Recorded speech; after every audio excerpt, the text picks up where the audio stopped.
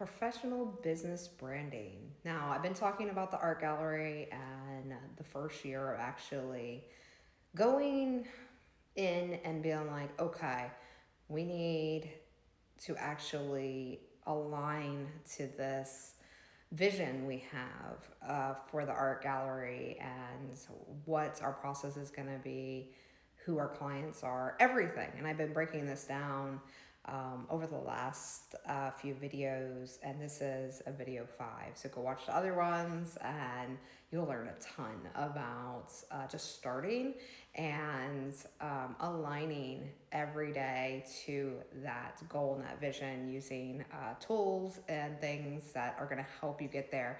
And most of it's just like being mindful of everything that's going on in your business. So, like tracking, we talked about tracking, we talked about going to places that actually reflect your vision. We talked about actually changing your offerings and changing the way you present your items, changing even your pricing, your online look, your brochures, your cards, the different types of materials. Like we talked about so much already. So let's kind of like wrap all this up, and I'll tell you exactly what our vision is essentially now. Well, not like exactly, because everything is a learning process, right? It's very important to know like branding and alignment, but essentially with any like business, there is going to be things that you need to particularly look in your analytics and adjust. So that's the most important thing that I really want to drive home here. Okay. So it's important to know branding. It's important to know alignment and, client acquisition and, essentially like, okay, why you want to present yourself in a certain way, why you're doing certain things, all that's important. But when we're talking about, actually growing from there, like this is the foundation, right? This is the thing that's going to you build on, right? But then everything above this is essentially making those little adjustments as you go. So let's go ahead and we'll start from, I think I stopped at about like April of this year. So April, now May, June, July. Okay, like I was saying, we were going to all these places, right? I'm gonna move you over here. We were going to all these places that we were just like, okay, we want to like go this direction with our business. We want to present the actual like collections that we're making like this way. So by this time, we have pretty much everything built in, like what we were doing. We finally got a brand new sign for the window. We redid the window, like very nice. Like it's all like clean, and we've got more tables and got more lighting, and we got another easel to display like a larger piece of artwork. So everything was definitely like starting to click. We were getting people that were interested in the more expensive things, like coming in and inquiring about that and joining our like our collectors list. So everything was in alignment, but we noticed there was still like some things that we were doing internally that wasn't what luxury brands were doing. All right. And this was very important to note. So like when we went to Miami, we took 2 weeks off. This is our first vacation up until this point, that we're just like, okay, we need to go back to Miami, and this time with a new lens, right? We've been to Miami tons of times and shopped there tons of times.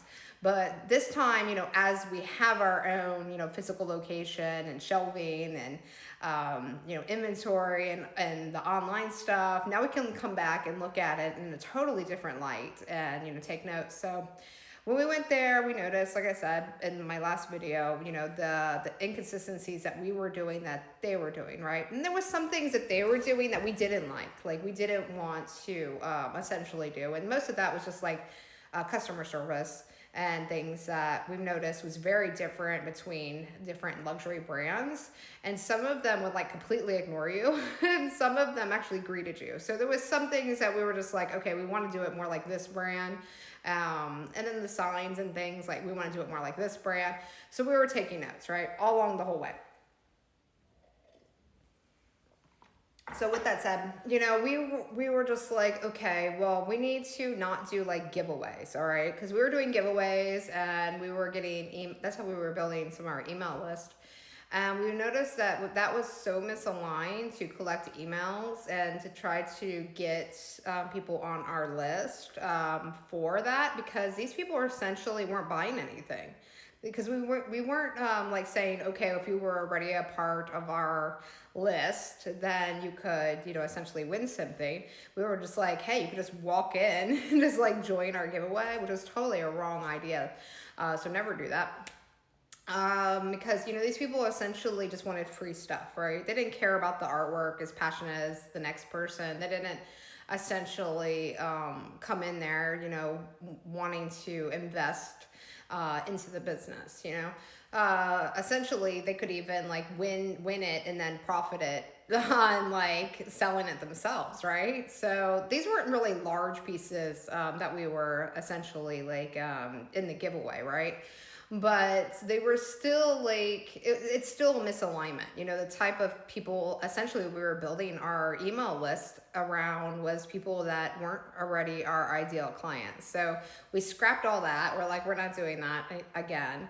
And we're like, we need to connect with the people that are passionate about the artwork, that want to connect with us because they want to get the notices for the early collections coming out. And this time I'm kind of like, even like formatting the different collections, because I paint from a way that it means something to me, but it means something entirely different to somebody else, because everybody sees art in their own lens, right? So trying to come up with like a congruent like collection, and I already had some really distinct ones, like these are animals, these are mystical ones, these are more like abstract ones. These are art deco, so I already had those little pockets of collections. But then I started watching, luxury companies and what they were doing. And I noticed the real big difference is they were doing their collections in seasons. Okay, so they had like the spring, summer, they had the fall, winter. And so I was like, you know what, that will give me so much stability, because I'm already like at the point that I have enough collection that I could be essentially doing the fall, winter prep for, next fall, winter.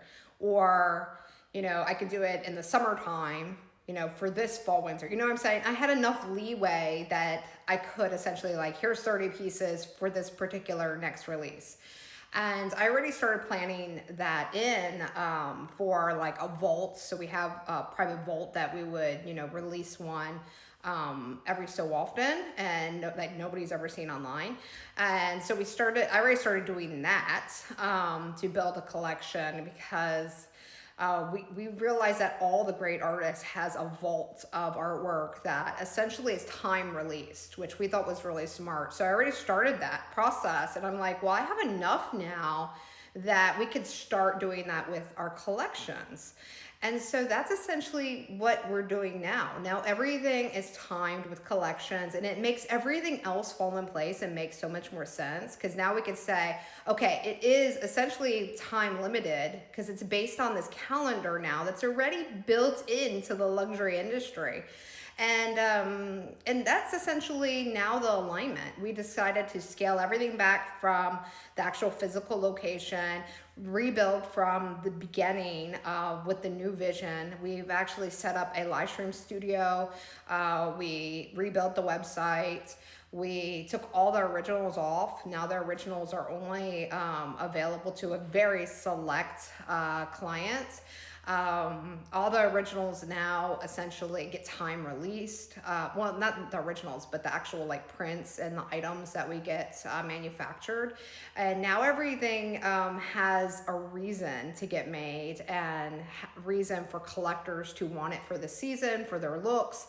And we totally rebuilt, and I'm so excited for this new vision and everything. And I can't wait to show you the spring summer collection 2026.